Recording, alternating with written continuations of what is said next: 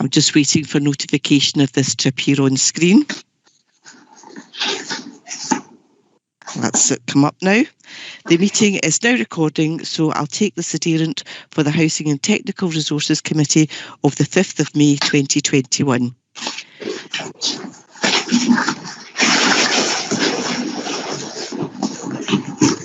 And could I remind members, if they're not speaking, could they mute their microphones, please? Councillor Brown, I see that you're here. Councillor Buchanan. Nothing from Councillor Buchanan. Councillor Callaghan, I see that you're here. Councillor Callaghan is also here. Councillor Campbell. Hi, good morning, Pauline. Thank you. Councillor Carmichael is here. Councillor Chalmers. Here, Pauline. Thank you. Councillor Convery is here. Councillor Cooper is here. Councillor Corbett is here. Councillor Devlin. Morning, Pauline. Good morning, thank you. Councillor Faulkner? Yeah. Thank you. Councillor Fulton? Here. Thank you. Councillor Gray, I see that you're here. Councillor Greenshields? Nothing from Councillor Greenshields. Councillor Holford? Again, nothing from Councillor Holford. Councillor Lennon, I see that you're here. I see that Councillor Logan is here, as is Councillor McGardigan. Councillor Razak is also here. Councillor Ross? Nothing from Councillor Ross. Councillor Shearer, I see that you're here. Councillor Stevenson? Nothing. Hi, Pauline. Sorry, it's Councillor Horsham here. I'm substituting for Councillor Stevenson today. That's lovely, thank you. Councillor Wark is here, as is Councillor Wilson. Is there anyone who's attending the meeting whose name I haven't called? Okay, I can confirm that there are a number of officers also present at the meeting, and with that I'll pass back to you, Chair. Thank you. Thank you, Pauline. I've also received a message from Councillor Buchanan to say that he's lost connection, so I wonder if someone could touch base with him. Thank you, we'll do that. Great. Councillor Ferguson's just inquiring, was his name mentioned? I have marked Councillor Ferguson as being present, probably because I've pinned him onto the screen. So my apologies for not calling that out, but I could see him on screen. That's absolutely fine, thank you. Thank you. Okay, thank you, Pauline. And before we start today's proceedings and following the issue of the committee papers, there's been a number of representations made in respect of agenda item 8 around the proposed lease of ground at Overton Park to Rutherglen Lawn Tennis Club Limited, which local elected members, and I'm aware that other committee members too have been copied into.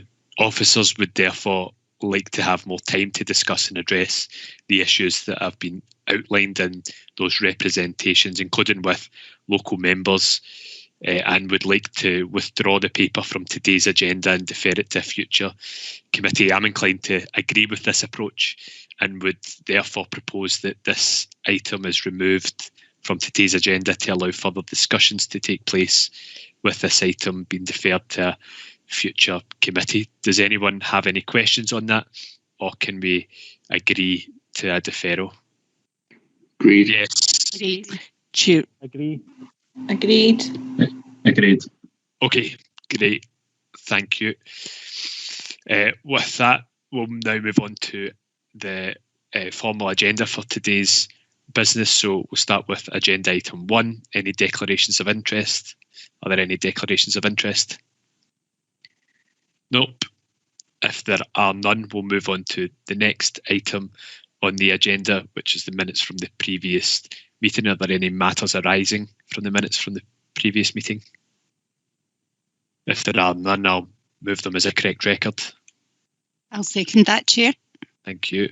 We'll move on to the next item on the agenda item 3, the Capital Budget Monitoring Report, excluding the Housing Revenue Account, and Lorraine will talk to this report. Thank you, Chair, and good morning. This is the 4th Capital Budget Monitoring Report for Housing and Technical Resources and starts on page 19 of your pack. The purpose of the report is to provide an update on the annual budget and the level of spend to the 26th of February 2021. That's our accounting period 12. And in addition, the report also provides information on the predicted spend position for the year 2021, so taking us to the end of March. Section 3 of your report gives the background and explains how the budget has been set. And the main point to note for committee is that the budget of 6.529 is the same as the allocation we reported to the last committee back in February. Section 5 details the financial implications. Section 5.1 notes the revised programme for the year is the 6.529 million, with spend of 1.919 million achieved to the 26th of February 2021. Section 5.2. Sorry to interrupt. I can't keep up with you. Can I ask you to slow down? There's a lot of figures in there. I'm doing my best to keep slow. Thank you. Do you want me to go back to just the start of that section? Yes, please. That would be helpful. Thank you. Okay. Section 5 notes the financial implications for the resource. Section 5.1 notes the revised programme for the year being the 6.529 million, with spend of 1.919 million achieved to the 26th of February. Section 5.2 notes the outturn position against that revised budget, and that's a spend of 4.565 million, meaning an underspend of just over £1.9 million. The majority of the underspend is in relation to the timing of spend across a number of multi-year projects where the budget is required in 21-22 rather than in the current year. So as reported previously, the progress of a number of these projects was impacted on by the lockdowns, the ongoing lockdowns we've experienced during the year, and the main projects affected are detailed in section 5.3 for your information. Section 5.4 notes that we are working on the final outturn position, and there will likely be an impact of COVID-19 on that outturn. And again, we will come back to committee in June of this year, giving you the final position for the current year. So I'd just be looking to refer committee back to the recommendations in section 2 and ask that committee note that the Housing and Technical Resources budget of 6.529 million, spend to the 26th of February is 1.919 million, and an anticipated outturn for the year of 4.566 million. Thank you.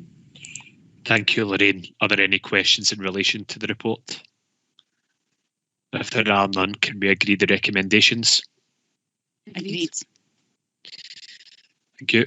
We'll move on to the next item on the agenda item 4, which is the Capital Budget Monitoring Report for the Housing Revenue Account, and Hazel will speak to this report. Thank you, Chair. The purpose of the report is to provide information on the progress of HRA Capital Programme we're covering the period 1st of April 2020 to 26th of February 2021. This is the 4th report to committee for the current financial year. Members will recall that the capital programme has already been revised to 48.172 million, and that's to reflect the level of project deliverability that can be achieved in light of the COVID-19 emergency. Appendix 1 of the report provides further details, including the funding sources for this programme. At section 5.2 of the report, we just note there that revised estimate reflects the delays due to initial lockdown and then the continuing restrictions, which has impacted on the programming and undertaking of the works. In terms of the actual spend to 26th February 2021, that was 36.015 million, and that includes a recharge reflecting the fixed overheads of the Property Services internal contractor. If I could refer members back to section 2 of the report, committee's asked to note the revised capital programme of 48.172 million and the expenditure to date of 36.015 million. Thank you. Thank you, Hazel. Are there any questions in relation to the report? If there are none, can we agree the recommendations? Agreed. Agreed. Okay. We'll move on to the next item on the agenda item 5, which is the Revenue Budget Monitoring Report, excluding the Housing Revenue Account, and Hazel will speak to this report. Thank you, Chair. The purpose of this report to provide information on actual expenditure against the revenue budget for housing and technical resources excluding HRA. And again, the period we're covering is 1st of April 2020 to 26th February 2021. And we're providing a forecast for the year-end position. Again, this is the fourth report we're bringing for the current financial year 2021. On this report, I have appendices A through to D that provide further details on the position, including those additional COVID-19 costs. They're captured at Appendix D.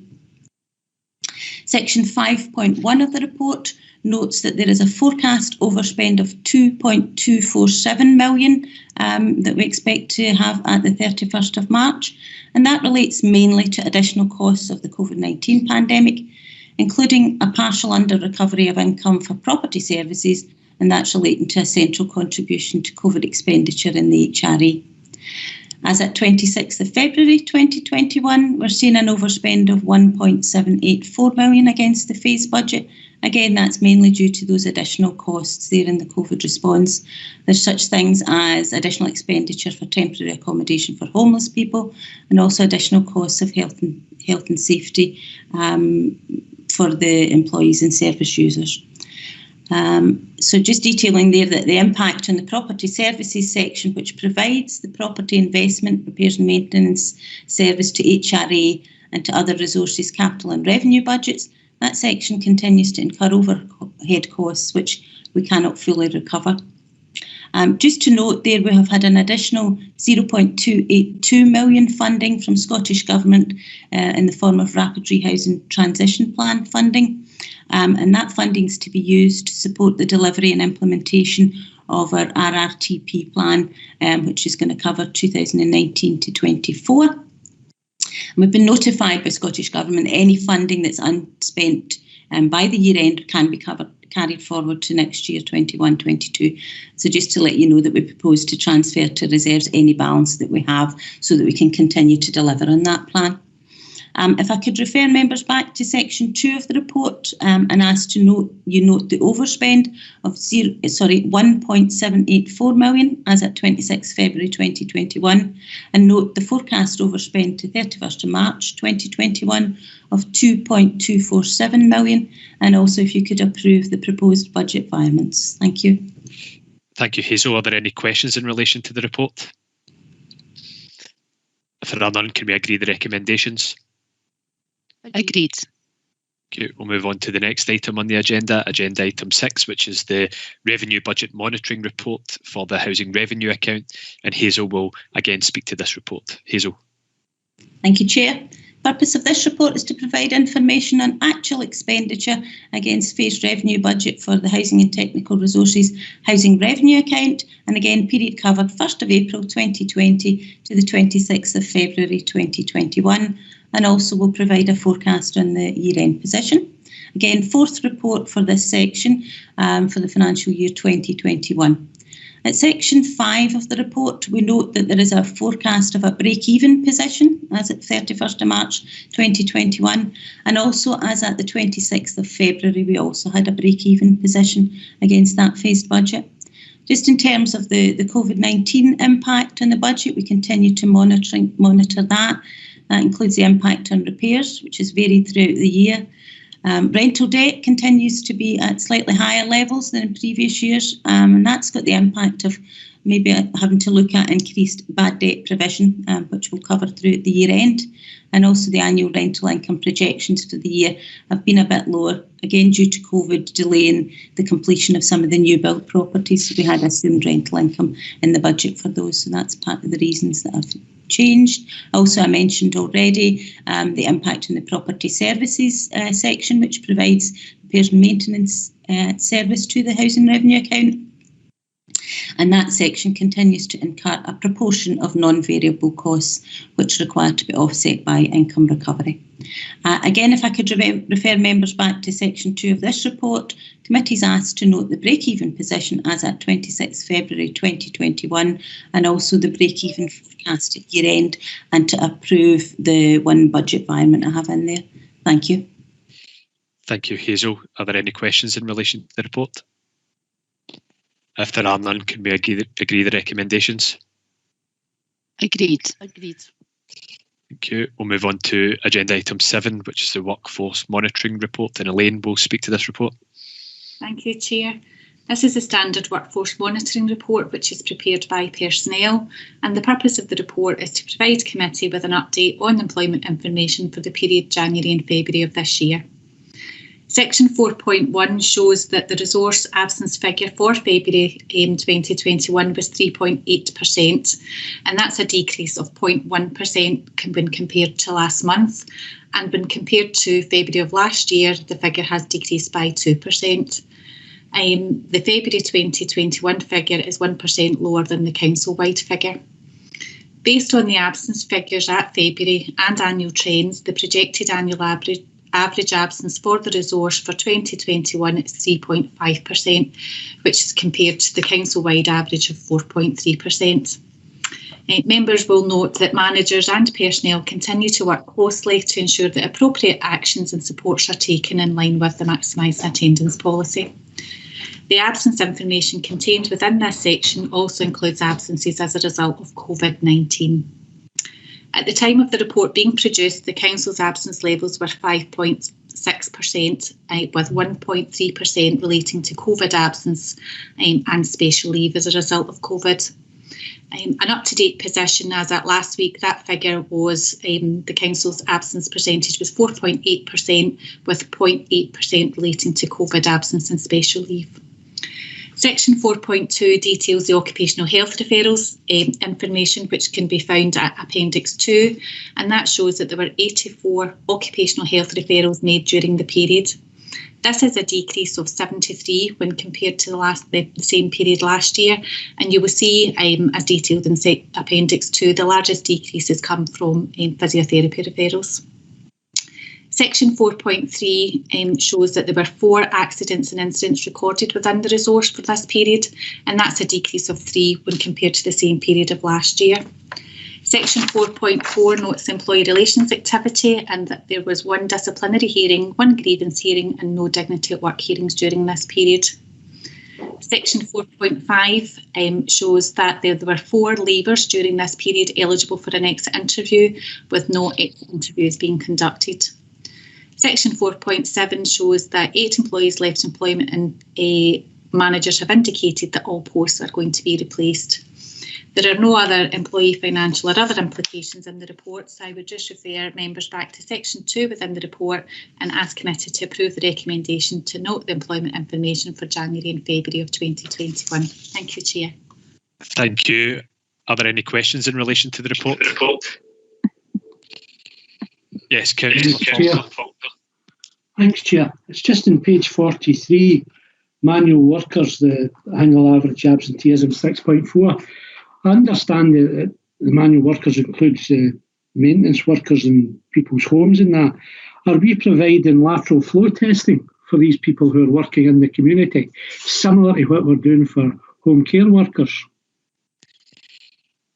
Elaine, would you like to respond?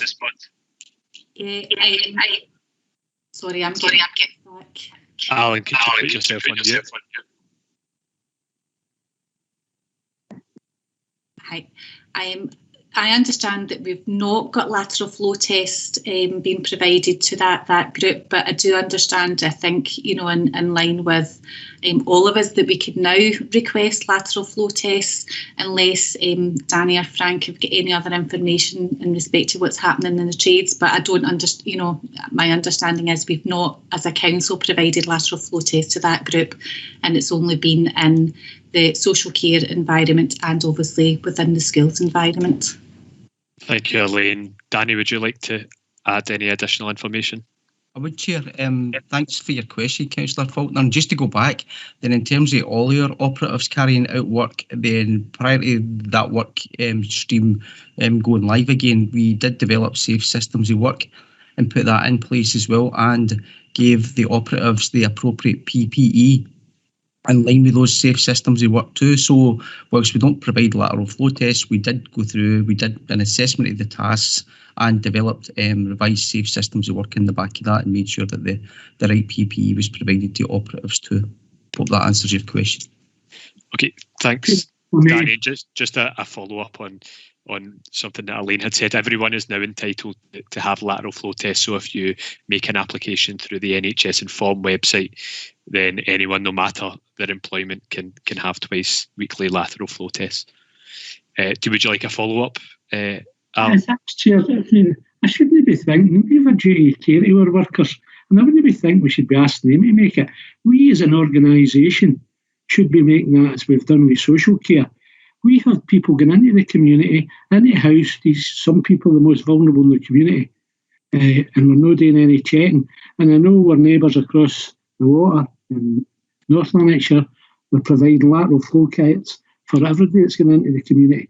And if they test twice a week and it's to be registered, I think it'd be better to be safe than sorry. And when the fact that manual workers, the absenteeism is 50% higher than the council-wide figure. Thanks, Alan. Your comments are noted. Councillor Gray. Thank you, Chair. I've just got a quick question. Obviously, I think it's been quite successful, even though being forced into it from the Working From Home initiative. And I'm just wondering, because of the obviously rates and absenteeism that have decreased due to proper work-life balances, etc., is this a plan the council are going to take for some staff in the future to continue this even as we come out of lockdown? Elaine, did you pick up that question?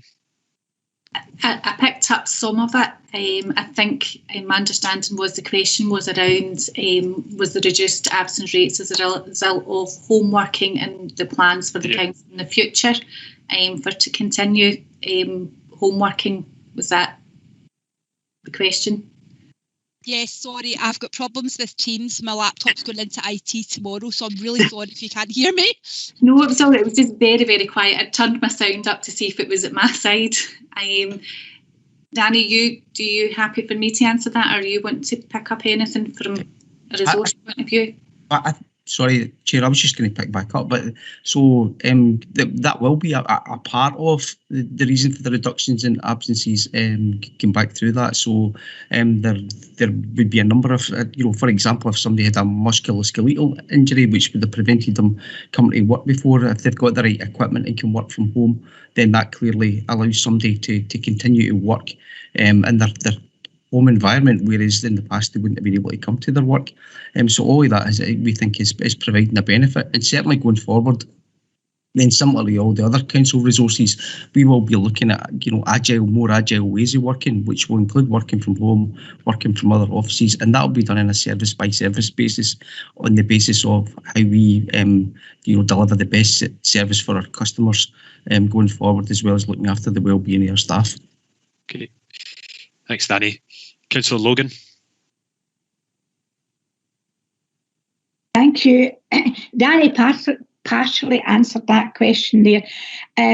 I hope that we don't all just dive in and think, oh, this is great, everybody should work for our homes and everything will be A-OK. I think we need to have a serious, good look at how we progress and go forward.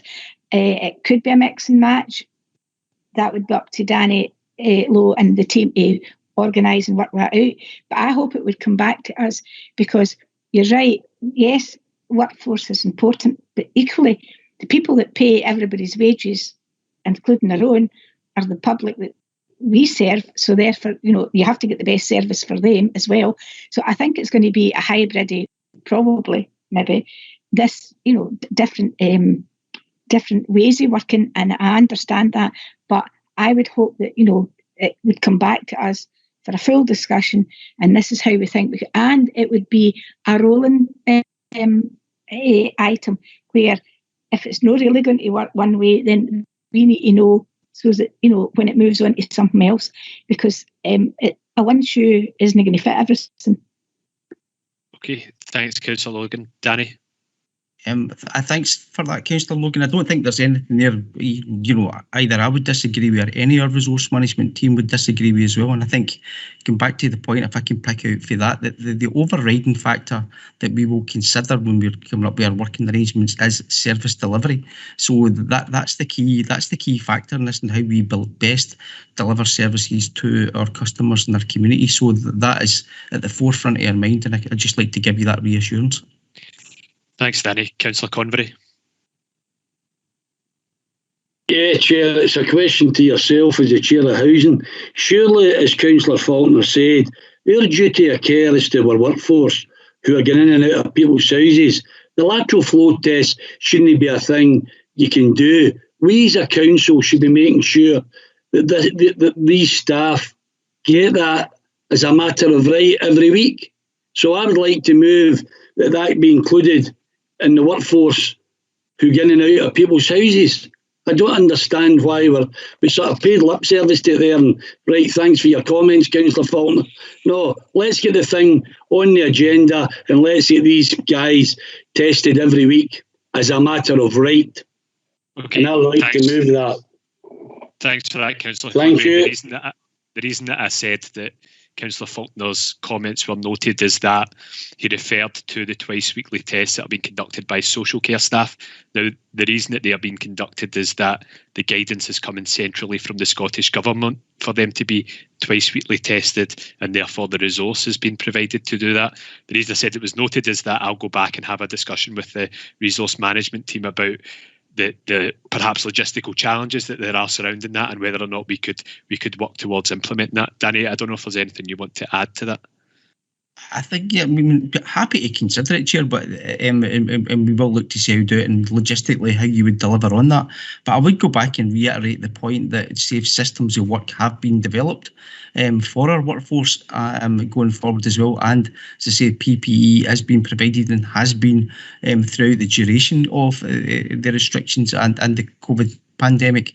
But you will happy to pick that up with kind of get through that corporately and pick it up with the trade unions too, and have a kind of wider discussion then about the need for lateral flow tests to be provided to the workforce. Is that okay, Jerry? In a sense, no, it's no, Chair, because at the end of the day, it's not a matter of going and talking to the unions. It's a matter of making sure that the workforce who get in and out of people's homes on a daily basis, it could be in 10 houses in a day, they could be the spreaders, they could be the people that are taking. I just don't understand why we don't make it. We're an autonomous body. We're the 5th biggest council in Scotland, and we can do what we want to do to protect our staff. I don't see any clash. I don't see any problem doing that. I think it's something that should be mandatory, because we do it quite rightly for our care workers. We do it for cleaning staff. We do it for... Why do we not do it for staff who are in daily contact with vulnerable people in every shape and form? I just don't understand, and I'm quite shocked that other councillors are not coming in to back me up in it, because I just don't see the logic. I'm not doing it. I really don't. Thanks, Chair. Okay, thanks, Jerry. Councillor Callaghan, would you like to come in? Thanks, Chair. Mine was quite a separate question. A quick question for Elaine. On page 40 at 4.5, just about leavers, I'm wondering if that's been offered online at the moment, exit interviews. Thanks. Exit interviews are usually done by telephone, Councillor Callaghan, so every effort's always made, to try and encourage as many people as to participate in the exit interview. It is voluntary, and we're always looking at ways to try and improve that figure. But I'll go back and feed back to the team just to see if there's any other options in terms of being able to do something online. I'm pretty sure that there probably is, but I will double check that and I'll be able to confirm that back to you. That's great. Thank you. Thank you. Councillor Carmichael. Chair, just a mistake. Apologies. No problem. Councillor Logan. Thank you very much. If my colleague, Councillor Convery, is still moving that as a council we should be introducing the testing for our workforce, then I would second Mr. Convery. Okay. From my perspective, I don't think we need an amendment. If there wasn't the logistical challenges in place, then I'm sure we would all support more testing for our workforce to ensure that they're safe. However, if you wish to progress with a motion, then so be it. And if you could outline what you would like added to the paper as an amendment, then and what you're seconding, Eileen, that would be useful for us all, I think. Chair, Councillor Convery. Yeah, Chair, this is no rocket science. If a proportion of the workforce of South Lanarkshire have got to work from home because of COVID restrictions, that's fine. Nobody's disputing that. If there's a proportion of the workforce that have got to start getting in and out of people's homes, surely we should be exploring, at the very least, how we make sure that these people don't catch COVID or don't transmit COVID to our constituents. I don't see why we need to have a big dialogue about this. I really don't. Yeah, and as Danny outlined previously, there has been ongoing dialogue and safe systems of work which have been agreed with trade union representatives about how we can protect our workforce that can't work from home from the risk of contracting the virus when they're out and about in people's homes. And that's one thing, but my understanding from what you had outlined previously is that you would like to move a motion to instruct officers to carry out twice weekly lateral flow tests. And there may be a number of logistical challenges that we haven't yet explored, which might make it a bit more complex than just simply what, yes or no in terms of moving an amendment. So, but as I say, we don't have any opposition to that if there wasn't any, but I think it would be useful to understand the decision before we took it. Yeah, well, Chair, the reason I've raised it is quite simple, because I know and Danny knows that people have been getting in and out of houses since the pandemic started, i.e. emergency repairs. So a year down the line, surely we could put a system into place that protects these people. That's all I've asked for. Yep, Danny. I'm not going to get into big, long-winded motions and amendments. I'm just saying, if it's right for social care workers, if it's right for other sections, how's it not right for the guys that go out day and daily into people's homes? They don't know what they're getting into. And I'm just saying, can we not afford them a wee bit more protection and afford the people whose homes are getting into a bit more protection? Because you can leave one house, pick up the virus, and a week later you can be transmitting it all over the shop. That's all I'm asking for. Okay, Danny, would you like to respond? So I think I appreciate where you're coming from, Councillor Convery, but I would like to just pick up just at a point. So we have been protecting the workforce and we have been protecting the residents of South Lanarkshire through the safe systems of work that we've got put in place, or that we have put in place and we've developed in terms of the services that we are delivering to our customer base. So what you're proposing is over and above the safe systems of work then that have been developed to ensure that has been the case. What I would think in terms of the other services, and I am not any expert, and I would need to go back and check this, but I think in terms of the lateral flow testing that has been brought in other areas, then that is voluntary for those individuals to take that up or not to take it back up.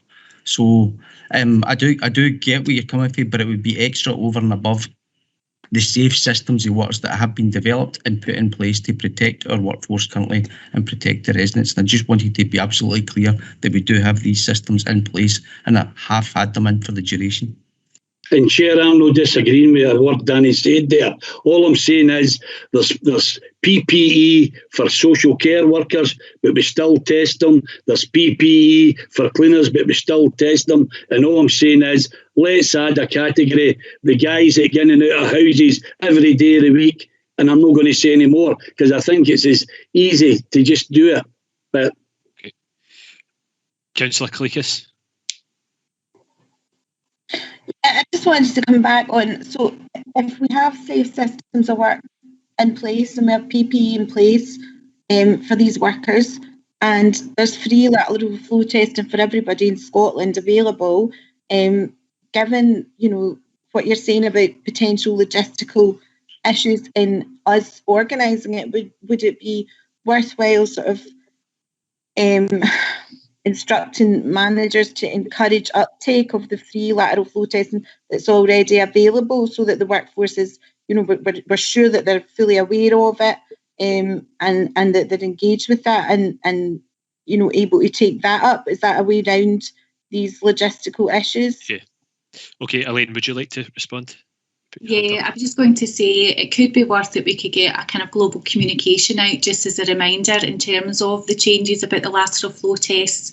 Obviously, we've got, along with that, we've got our asymptomatic testing sites, etc. So maybe it's just worth a reminder to all our workforce, and as well as the trades, across the piece about that's available.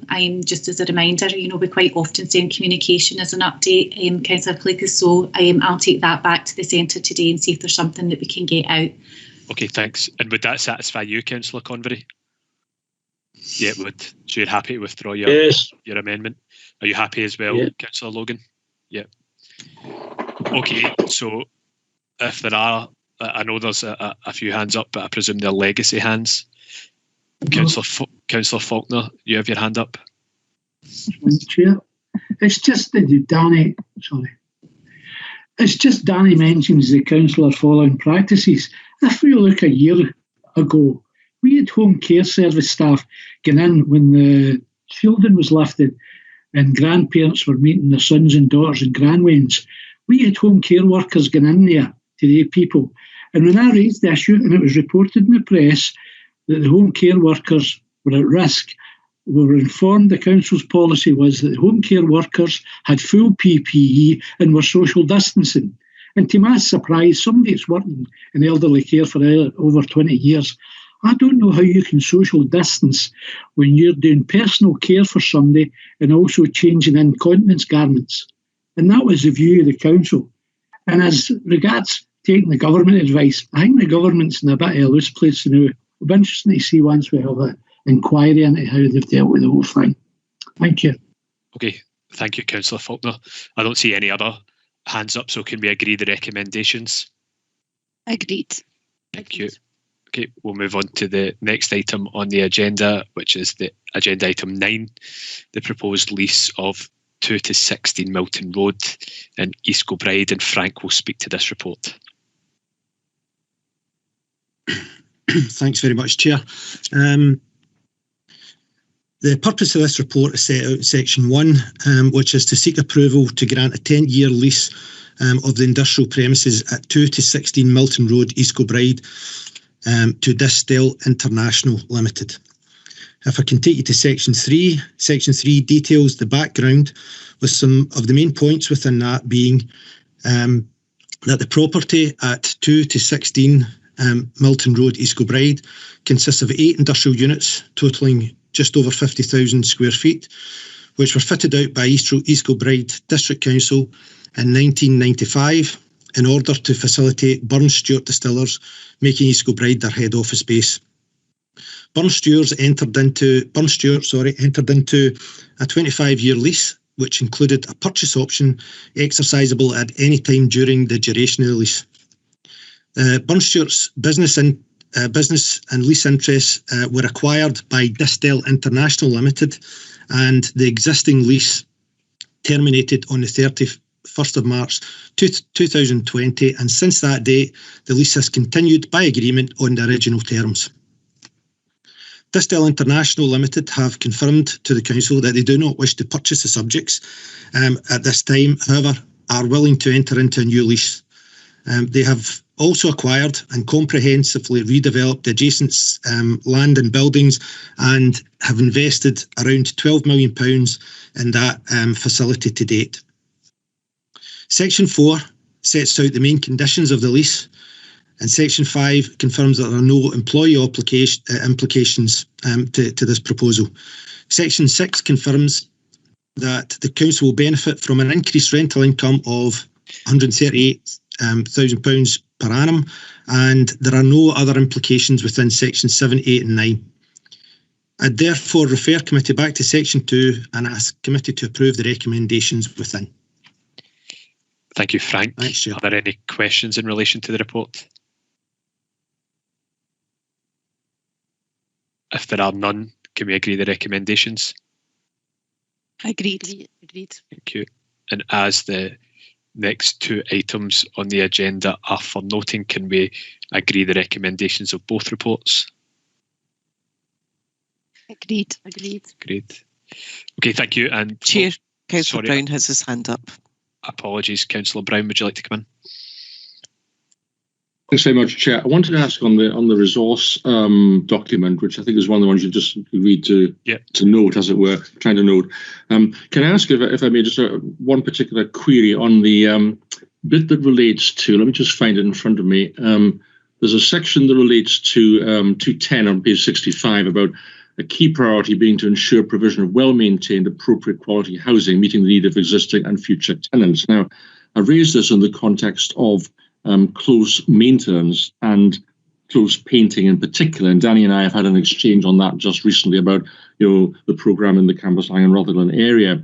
My impression, and because you go around a bit more, as we're now allowed to do during the election, and you see more of the buildings, is that a considerable number of the tenemental buildings, certainly in my area, are extremely shabby, not to beat about the bush, and that the close painting on them has not been done for quite a number of years. I'm aware that there's sometimes issues to do with ownership, things of that kind, but in terms one imagines of both of the requirements of the tenant's lease, the objectives we're trying to meet, the desire to have decent homes and all of that, I actually don't think this is adequate at all, and I think the programme to deal with it is not adequate either.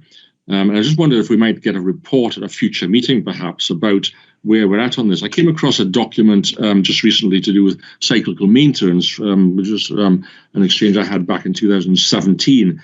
It talked in that report about planned maintenance every 5 years, a programme every 5 years, a survey and different things and things being done and all of that. Now, I'd like to know what the outcome of that survey is in terms of the planned maintenance, what the needs are, and in particular the decorative needs that we're trying to sort of deal with here as well, because people's houses are not just houses, they're also homes. And if the whole surrounding environment is in such a mess, as I think it quite often is, in terms of the decorative arrangements, this is not satisfactory. A lot of the work that's been done to upgrade stuff has been pretty good. I've seen one or two in Blair Beth just now where you've done the closed doors and some of the balconies and all that as well. But the ones that haven't been done are really in quite a poor state. And I wonder, Chair, if you might be agreeable to having a report on this general issue, what our obligations are, what the programme is, and how far behind we're in it, as it were, at a future meeting of the committee. Okay, yes, Robert, I'm more than happy to have the report that you outlined at a future committee. I don't know if any officer would like to respond to any of the points that you made. Danny, would you like to? Yeah. Thanks for your question. Thanks for the statements you've made, Councillor Brown. You'll know then when we go through the capital programme in February, then we have got a budget that we then work to, and then we've got to work our way through that. Just in terms of how we split that up in terms of external fabric works, new build housing, and what our other general commitments are. As far as that, then we give close painting a priority as part of that programme. You'll know that from the information that I sent you back through. Unfortunately for that is the more close painting we would end up looking to try and do in a year. One is the capacity to be able to do it, because there's a whole lot of consultation comes in the back of that. But also it is the part about the cost, and that's not just the cost to the tenants through their rents, it'll also be the cost to all of the owner-occupiers who have to then contribute towards this work getting carried out too. We do a 5-year programme which we work our way through in terms of surveys, and from that we identify what our forward works programmes are, and we would look at that when we are setting our programmes for the years ahead too. You touched on it yourself, some of these things are aesthetic rather than being structural to the blocks, and we fully appreciate that this is the people's homes, and we will look to kind of move programmes forward. I think you saw that again from the information I provided to you yesterday or the day before. There's a considerable amount of closes in your area which are going to be getting upgraded this year and next year. But I'm happy to go away and to work our way through where we are in relation to that programme and how we intend to take it forward in the coming years. Chair, let me come back with that. I mean, to be honest, I was a bit unimpressed with the list that Danny gave me on that one. It certainly didn't seem to me to go anywhere near the need. I'm conscious of the ownership problem. At the same time, we have obligations towards our tenants too. We've got landlord responsibilities on these kind of things. And I think, quite frankly, the state of some of the closes is not something which the council has anything to be proud about. I do think there's actually quite significant issues on this one. We've done a lot of work, and I give credit to that, to the internal stuff, the home happenings and all of that sort of stuff. But frankly, the external appearance of many of the properties leaves a good bit to be desired. So I think a report on this would be very useful. Yeah. Give us a bit more of a flavour of the thing, maybe a more sensible thing. I'm conscious of the limitations. I'm not trying to overstate the matter, but there's an issue here, I think, which needs to be tackled. Yeah. Okay, and I agree, and we'll have it noted that we'll bring a subsequent report to a future committee on the maintenance cycle. Are there any other questions in relation to the reports for noting? If there are none, can we agree the recommendations? Agreed. Agreed. Thank you. And there are no items of urgent business, so I thank you all for your attendance and draw the committee to a close. Thank you. Thank you, Chair. Thank you, Chair.